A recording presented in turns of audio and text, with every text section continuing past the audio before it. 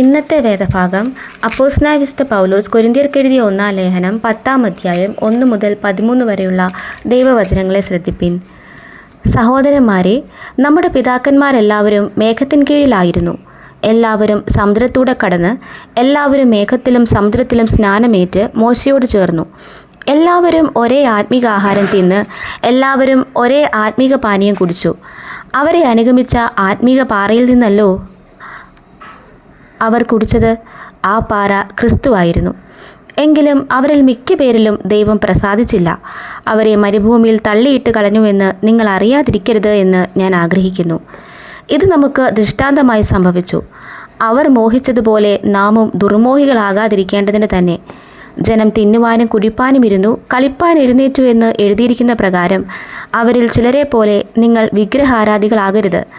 അവരിൽ ചിലർ പരസംഗം ചെയ്ത് ഒരു ദിവസത്തിൽ 23,000 പേർ വീണുപോയതുപോലെ നാം പരസംഗം ചെയ്യരുത്. അവരിൽ ചിലർ പരീക്ഷിച്ച് സർപ്പങ്ങളാൽ നശിച്ചു പോയതുപോലെ നാം കർത്താവിനെ പരീക്ഷിക്കരുത്. അവരിൽ ചിലർ പിറുപിറുത്ത് സംഹാരിയാൽ നശിച്ചു പോയതുപോലെ നിങ്ങൾ പിറുപിറുക്കേമരുത്. ഇത് ദൃഷ്ടാന്തമായിട്ട് അവർക്ക് സംഭവിച്ചു.